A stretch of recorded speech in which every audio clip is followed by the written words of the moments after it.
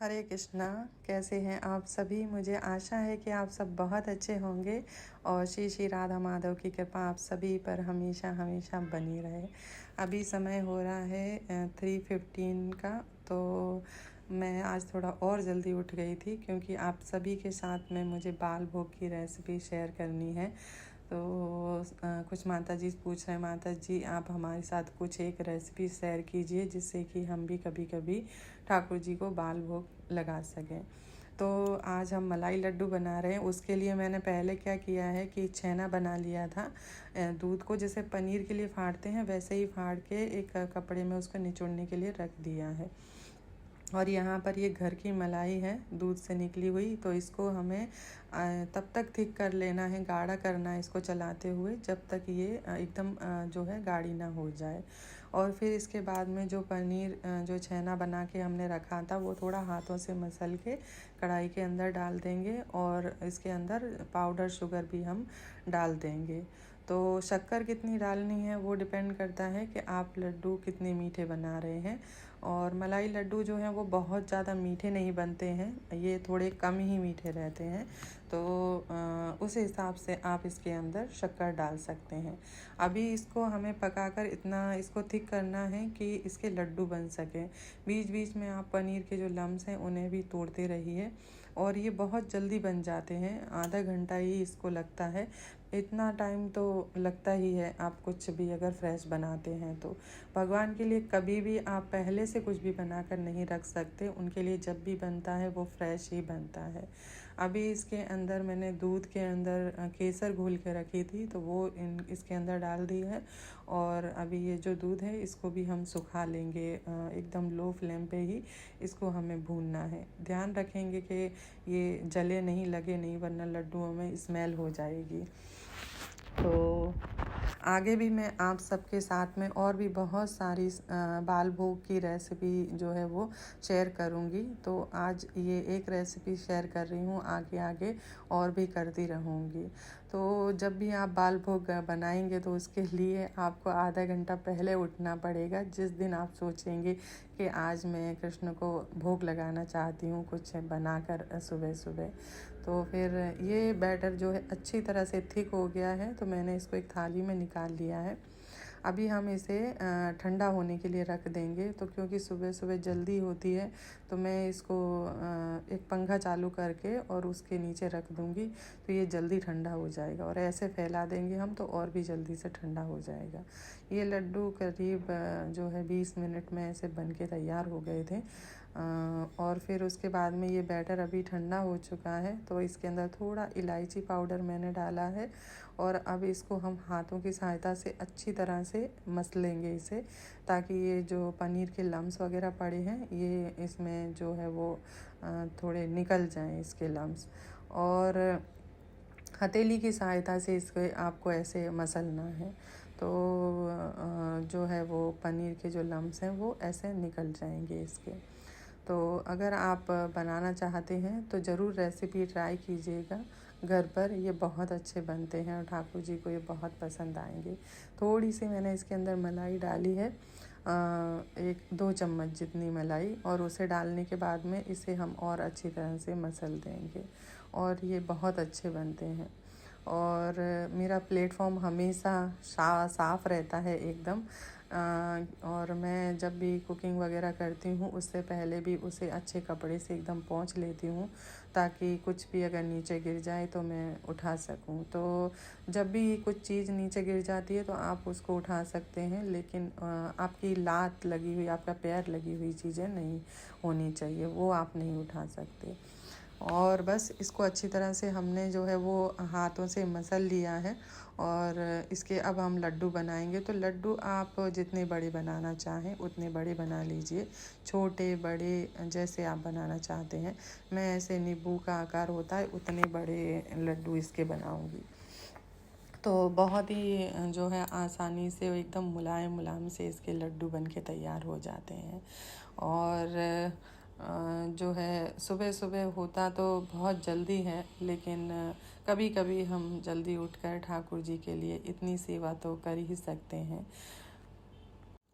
तो ऐसा नहीं करना है कि पनीर छेना रात को बना कर रख दिया और फिर सुबह जो है उसके हम भोग में इस्तेमाल करें। नहीं, जब भी आप भगवान के लिए कुछ बनाते हैं तो उसी समय आपको बनाना है और उसी समय आपको भोग लगा देना चाहिए उनको। बनाने के 3 घंटे बाद जो है वो सही नहीं रहता है, मतलब भोग लगाने के लिए। प्रसाद आप कभी भी ग्रहण कर सकते हैं, भगवान को भोग लगाया हुआ उस दिन या दूसरे दिन आप उसे ग्रहण कर सकते हैं। सभी लड्डू हमारे बन के तैयार हो गए हैं, तो बस अभी ठाकुर जी को अभी हम भोग लगाएंगे।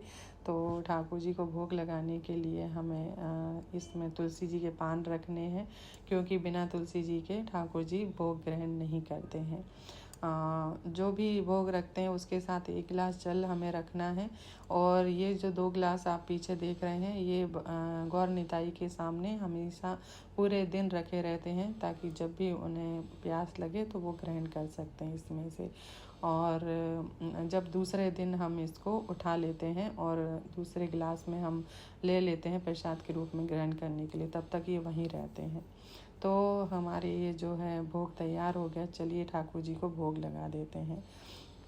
अभी यहाँ पर मैं वैसे पिछले कई वीडियो में बता चुकी हूँ भोग कैसे लगाना है और क्या मंत्र बोलना है, लेकिन शायद कोई वीडियो आप में से कोई पहली बार देख रहे हैं तो उन्हें नहीं पता होता है। तो इसमें 3 मंत्र बोले जाते हैं, जो कि एक गुरु मंत्र है, एक नित्यानंद प्रभु चैतन्य महाप्रभु का मंत्र है और कृष्ण का मंत्र है। जिसमें से पहला मंत्र है गुरु जी का, नमः ओम विष्णुपादाय कृष्णपृष्ठाय भूतले श्रीमते भक्ति वेदांत स्वामिनेति नामिने नमस्ते सरस्वते देवी गौरवाणी प्रचारणे निर्विशेष शून्यवादी पाश्चात्य देश तारणे। इस मंत्र को आपको 3 बार बोलना है। फिर दूसरा मंत्र है नमो महावदान्याय कृष्ण प्रेम प्रदायते कृष्णाय कृष्ण चैतन्य नामने गौर तविषे नमः। इसको आपको 3 बार बोलना है। फिर कृष्ण का मंत्र है नमो ब्रह्मण्य दवाय गौ ब्राह्मण हिताय च जगद्दिताय कृष्णाय गोविंदाय नमो नमः। इसको आपको 3 बार बोलना है। फिर घंटी बजाते हुए हरे कृष्ण कृष्ण कृष्ण हरे हरे, हरे राम राम राम हरे हरे आपको बोलना है। और उसके बाद में फिर आप भगवान को प्रार्थना कीजिए हाथ जोड़कर कि वो आकर भोग ग्रहण करें, जो भी हमारी क्षमता के अनुसार हमने उन्हें अर्पण किया है। और उसके बाद में फिर पर्दे बंद कर दीजिए और एक टाइम सेट कर लीजिए कि आप या तो 5 मिनट के लिए रोज़ रखा करेंगे या 10 मिनट के लिए रोज़ रखा करेंगे। तो उस हिसाब से उसी टाइम तक आपको रोज़ भगवान को भोग रखना है। और अभी हो गए थे 5 मिनट, तो मैंने भोग निकाल लिया है और अभी टाइम हो गया है मंगला आरती करने का। तो मंगला आरती स्टार्ट करेंगे। बहुत सारे ये कमेंट भी आते हैं कि मंगला आरती में आप क्या गाते हैं। तो मंगला आरती में हम जो है गुरु अष्टकम गाते हैं। संसार दावा नल नील लोका त्रणाय कारुण्य धना धनत्वम प्राप्तस्य कल्याण गुणार्णवस्य वंदे गुरु चरणारविंदम। यानी कि ये गुरु अष्टकम है। सबसे पहले हम गुरु को जो है आरती अर्पण करते हैं और गुरु भगवान को अर्पण करते हैं, क्योंकि हम अपनी अपूर्ण इंद्रियों के कारण भगवान को डायरेक्ट आरती नहीं कर पाते हैं। इसीलिए भगवान जो है गुरु के द्वारा उस आरती को स्वीकार करते हैं कि ये मेरा भक्त है, ये आपके लिए भोग लाया है, ये आपको आरती कर रहा है, तो कृपया इसे स्वीकार कीजिए। क्योंकि गुरु भगवान के शुद्ध भक्त हैं और वे भगवान के निकट हैं, इसीलिए हम पहले उन्हें देते हैं और वे भगवान को अर्पण करते हैं। और भी कुछ डिटेल चाहिए तो आप जो है टेलीग्राम जो अकाउंट है उसे आप ज्वाइन कर सकते हैं। उस ग्रुप में आकर उसके बाद हमारी जो जूम मीटिंग होती है उसमें आप आकर और कोई भी क्वेश्चन पूछ के उसका उत्तर पा सकते हैं, क्योंकि सभी प्रश्नों के उत्तर लिख कर देना संभव नहीं होता है कमेंट बॉक्स में, और कई बार मैं यहाँ पर भी बताना भूल जाती हूँ वीडियो में भी। तो जितना हो सकता है मैं उतना कवर करने की कोशिश करती हूँ। यहाँ पर बताते हैं कि क्या माता जी आप जिस तरह से आरती इतनी सारी ये सब करते हैं, क्या हम भी वैसे करें। तो मैं तो क्या है, मैं घर पे रहती हूँ और मैं हाउस वाइफ ही हूँ। तो मैं भगवान की इसलिए मुझे तो सेवा ही करनी है पूरा दिन, और मुझे ऑफिस नहीं जाना। तो जो माता जी ऑफिस गोइंग हैं और जो बाहर काम करते हैं, तो प्रभुपाद जी ने वैसे सबके लिए यही बताया है कि सिर्फ धूप दीप और पुष्प और एक वस्त्र भगवान को रोज़ अर्पण करना चाहिए। यदि आपकी क्षमता है, आप और कर सकते हैं, तो उनको चावल धुला सकते हैं, उनको पंखे से, मोर पंख से हवा कर सकते हैं। ये फिर आपकी जो है इच्छा है, आप उनकी सेवा किस तरह से करना चाहते हैं। लेकिन गुरु महाराज ने हमें सिर्फ इतना ही आदेश दिया है कि आप धूप दीप से आरती कीजिए, पुष्प उनको अर्पण कीजिए और एक वस्त्र उनको अर्पण कीजिए, जो हम रूमाल से उनकी आरती उतारते हैं वही।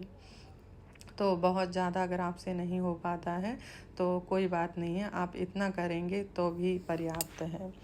और यहाँ पर चंदन के विषय में भी पूछते हैं कि हम कौन सा चंदन लगाएं। तो जो गौड़ीय संप्रदाय में आते हैं वो हमेशा जो है गोपी चंदन ही लगाते हैं, और वैसे गोपी चंदन ही लगाना चाहिए, क्योंकि ये जो गोपी चंदन है वो द्वारिका से तालाब है एक, जहाँ पर गोपियों ने अपने शरीर को त्यागा था, उसकी जो मिट्टी है उस मिट्टी को हम अपने मस्तक पर धारण करते हैं और गोपियों से प्रार्थना करते हैं कि वो हमें भगवान की भक्ति प्रदान करें, क्योंकि गोपियाँ भगवान की परम भक्तिन हैं। अभी ये यहाँ पे दूसरी आरती जो है उतर रही है, वो गुरु के लिए है, जो गुरु पूजा कही जाती है। तो वो हम गुरु को आरती करते हैं, और वो करनी बहुत ज़रूरी है, क्योंकि गुरु के हमारे ऊपर बहुत ऋण है। इसीलिए हम उनका धन्यवाद करते हैं कि उन्होंने हमें भगवान की भक्ति सिखाई है, उन्होंने बताया है कि कृष्ण कौन है और हमें उनकी सेवा क्यों करनी चाहिए।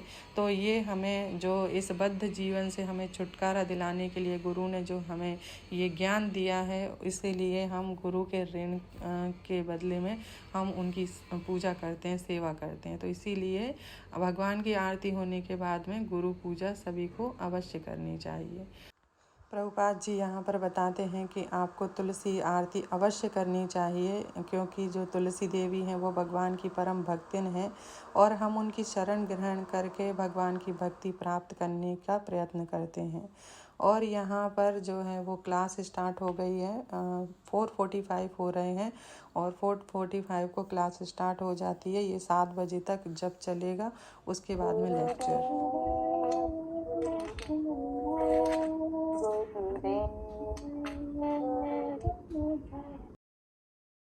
और यहाँ पर मैं आपके उपवास के लिए एक बहुत अच्छी रेसिपी शेयर कर रही हूँ कि उपवास में आप एकादशी में ठाकुर जी को जो है वो क्या क्या जो है वो आप अर्पण कर सकते हैं भोग में। तो यहाँ पे मैं बनाने जा रही हूँ केक।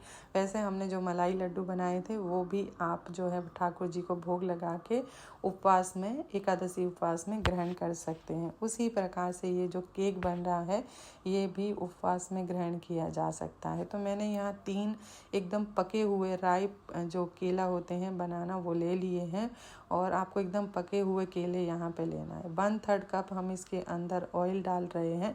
तो ये जो ऑयल है वो जो ऐसा ऑयल होना चाहिए उसमें जो है किसी भी प्रकार की कोई स्मेल नहीं होनी चाहिए, यानी कि जो सरसों का होता है इस प्रकार के नहीं, मूंगफली का तेल आप ले सकते हैं। तो इसके अंदर अभी हमने जो है वो इसके अंदर आप पाउडर शुगर डाल दीजिए, कैस्टर शुगर डाल दीजिए, या शुगर का पाउडर बना के डाल दीजिए। तो 1 कप हमने इसके अंदर शुगर डाली है। मेरे पास कैस्टर शुगर थी, जो बारीक वाली शक्कर आती है वो डाल दी है, और अच्छी तरह से अभी हम इसको फेंट लेंगे। अब इसके अंदर में हम 1/3 कप ही जो है वो दही डालेंगे, और फिर से इसे बहुत अच्छी तरह से फेंट लेंगे। और आपको ध्यान रखना है कि दही ना तो एकदम ऐसा होना चाहिए कि वो बिल्कुल खट्टा नहीं है, और ना ही ऐसा चाहिए कि वो बहुत ज़्यादा खट्टा है, मीडियम खट्टा होना चाहिए दही। और दही डालने के बाद में इसको अच्छी तरह से हमें जो है फेंट लेना है, ताकि दही के कोई भी लम्स इसके अंदर ना रहें। और मैंने सोचा कि ये रेसिपी आपके साथ शेयर करती हूँ तो ठाकुर जी को भी अच्छा लगेगा, और आपके जो घर वाले हैं वो भी इसे ग्रहण कर सकेंगे। यहाँ पर मैंने राजगिरा और जो है वो सिंघाड़े का आटा मिक्स करके दोनों मैंने 1.5 कप लिया है। और आप चाहें तो अकेला जो है वो सिंघाड़े का आटा ले सकते हैं, कुट्टू का ले सकते हैं या राजगिरे का भी ले सकते हैं। और ये जो है मैं 1.5 टीस्पून जो है वो इसमें बेकिंग सोडा डाल रही हूँ। बेकिंग पाउडर आपको नहीं लेना है, बेकिंग सोडा ही आपको लेना है इसके अंदर। तो इन दोनों चीज़ों को हम अच्छी तरह से जो है वो छान लेंगे। और ये छानना बहुत ज़रूरी है बेकिंग के अंदर, ताकि कोई भी इसके अंदर गांठें ना रहें। दूसरा, सभी चीज़ें जो है एक दूसरे के साथ में अच्छी तरह से मिक्स हो जाएं। छानने के बाद इसे अच्छी तरह से हम मिक्स कर लेंगे। मुझे तो इसके अंदर जो है वो ज़रूरत नहीं पड़ी पानी वगैरह या दूध वगैरह डालने की, लेकिन अगर आपको ज़रूरत पड़ती है तो आप इसके अंदर पानी या दूध डाल सकते हैं। अभी मैं आगे दिखा दूँगी कि किस तरह की कंसिस्टेंसी आपके लिए चाहिए केक के लिए। और हल्के हाथों से ही इसे हमें फेंटना है, बहुत ताकत नहीं लगानी है, नहीं तो इसकी जो एयर है, हवा जो होती है वो निकल जाती है, जिसकी वजह से जो केक है वो आपका सॉफ्ट और स्पंजी नहीं बनेगा। तो इससे आप 2 चीज़ें हो सकती हैं कि अगर एकादशी के दिन आपका बर्थडे भी आता है या आपके घर में किसी का जन्मदिन होता है, खासकर बच्चे उदास हो जाते हैं, उनका जन्मदिन होता है और आप मना कर देते हैं नहीं केक नहीं काटना है, एकादशी है आज, तो आप इस तरह से केक बना सकते हैं। ठाकुर जी को भोग लगाइए और बच्चों को उदास मत कीजिए, उनको केक कटिंग करने दीजिए। अभी मैंने आपको दिखाई कि कंसिस्टेंसी कैसी रही इसकी, वैसी रखनी है। कुछ ड्राई फ्रूट हम इसके अंदर डाल देंगे। तो मैंने जो डाले हैं मेरे पास रखे थे वो, आपको और कुछ इसमें ऐड करना है, जैसे कि अखरोट भी डाल सकते हैं, चेरी भी डाल सकते हैं, और इसमें से जो निकालना है, स्किप करना है, वो भी आप कर सकते हैं। टोटली जो है वो ऑप्शनल है। और इसमें अगर आप इलायची पाउडर डालना चाहते हैं तो वो भी डाल सकते हैं, और वो भी ऑप्शनल है एकदम, मैंने नहीं डाला है। और इसके बाद में एक ये टीन हमने ले ली है जिसमें हम बेक करेंगे। तो इसमें मैंने बटर पेपर बिछा दिया है, ये बहुत आसानी से मिल जाता है, बेकिंग की जो शॉप होती है उस पर ऑनलाइन भी मिलता है। इसे बिछाने से केक इसके अंदर नहीं चिपकेगा, लेकिन बाई चांस अगर आपके पास नहीं है तो आप इस टीन के अंदर जो है वो पहले तो ऑयल ग्रीस कर दीजिए, लगा दीजिए, उसके बाद में आटा डाल दीजिए उपवास वाला, और उसे चारों तरफ फैलाकर फिर एक्स्ट्रा जो आटा है उसे झड़ा दीजिए, और फिर उसके अंदर बैटर डाल के आप बेक कर सकते हैं। और ओवन को आपको 180 डिग्री पे प्री हीट कर लेना है। यदि आप ओवन के अंदर बना रहे हैं तो 10 मिनट के लिए, और फिर इसको रख देना है। और बीच में आपको इसको 20 मिनट 25 मिनट के बाद में एक नाइफ डालकर या फिर टूथपिक डालकर चेक करना है। और अगर ये नहीं पका होता है तो इसको आपको और रखना है, क्योंकि सबके ओवन जो हैं वो डिफरेंट काम करते हैं, टाइमिंग उनमें कम या ज़्यादा लग सकता है। लेकिन आज मैं जो केक ये बनाने जा रही हूँ वो सभी को ध्यान में रखते हुए, जो जिनके पास में ओवन नहीं है वो भी इसको बना सकें, इसीलिए मैंने इसको है ना कुकर में बनाने का सोचा है। तो मैं कुकर के अंदर इसे बनाऊंगी। हाँ, प्रेशर कुकर में भी ये बहुत आराम से और बहुत आसानी से बन जाता है। तो बस इसको हम जो है अभी ये मोल्ड के अंदर सारा कर लेंगे। आगे की भी उपवास की जो भी रेसिपियां हैं, मैं और भी बहुत सारी रेसिपीज़ जो है शेयर करूंगी, पर मेरी एक ही कंडीशन है कि आप प्लीज़ एकादशी के दिन कुछ भी ग्रहण मत किया कीजिए जो कि अन्न में आता है। वो तो आपको एकादशी के दिन अन्न नहीं खाना है। कृपया आप बस मेरी इतनी प्रार्थना स्वीकार कीजिए। और इसके ऊपर जो है अभी हम जो कटे हुए ड्राई फ्रूट हैं उन्हें डाल देंगे डेकोरेट करने के लिए। चैतन्य महाप्रभु ने एक बार अपनी माता जी से कहा था कि मेरी प्रिय माता, मैं आपसे कुछ मांगना चाहता हूँ। तो उन्होंने बड़े प्रेम से कहा कि हाँ क्यों नहीं पुत्र, तुम जो भी मुझसे मांगोगे वो मैं तुम्हें दूंगी। तो उन्होंने उनके चरणों में गिरकर उनसे कहा कि मेरी प्रिय माता, मैं चाहता हूँ कि आप एकादशी के दिन अन्न ग्रहण ना किया करें, क्योंकि एकादशी के दिन अन्न खाने से पाप लगता है। तो उस दिन से उनकी माता जी ने उपवास करना शुरू किया। और ये प्रेशर कुकर में हमने नमक डाल के इसको 10 मिनट के लिए मीडियम टू हाई फ्लेम पे एकदम गरम कर लिया है। तो इसका मैंने ढक्कन भी उल्टा करके लगा दिया था और फिर ये गर्म हो गया। इसके अंदर एक रिंग रख देंगे और इसके ऊपर हम जो है केक की टीन रखेंगे। और इस नमक को आपको फेंकना नहीं है, आप इसे एक डिब्बे में भर कर रख लीजिए। नेक्स्ट टाइम जब भी आप कुछ बेक करेंगे तो ये नमक फिर से काम आएगा, तो आप इसको कई बार काम में ले सकते हैं, इसको फेंकने की ज़रूरत नहीं है। अभी हमने इसको रख दिया है। इस प्रेशर कुकर में कम से कम 1 घंटा इसको बनने में लगेगा। तो ढक्कन है उसकी सीटी आपको निकाल लेनी है और प्रेशर कुकर जैसे हम बंद करते हैं आलू उबालने के लिए, दाल बनाने के लिए, वैसे ही हमें इसको लॉक करना है। बस सीटी नहीं रखनी है इसके अंदर। और इसको करीब जो है 50 मिनट मुझे बेक करने में लगे थे। मैंने बीच में इसे जब 40 मिनट हुए तब खोल के देखा, लेकिन ये तब नहीं हुआ था, तो मैंने फिर से ढक्कन बंद करके तुरंत ही इसको बंद कर दिया और फिर से मैंने इसको जो है खोला है 10-15 मिनट के बाद। तो ये देखिए केक जो है वो बहुत अच्छी तरह से बेक हो गया है। और 3-4 जगह आपको इसमें नाइफ़ डालकर देख लेना है और या टूथपिक डाल के देख लेना, एकदम वो क्लीन निकलता है, मतलब केक जो है वो बेक हो चुका है। और एकदम हमारा बहुत ही अच्छा उपवास वाला केक तैयार हो गया है ठाकुर जी को भोग लगाने के लिए। और देखने में ऐसा लग रहा है कि जैसे ये चॉकलेट केक है, लेकिन ये जो है चॉकलेट केक नहीं है।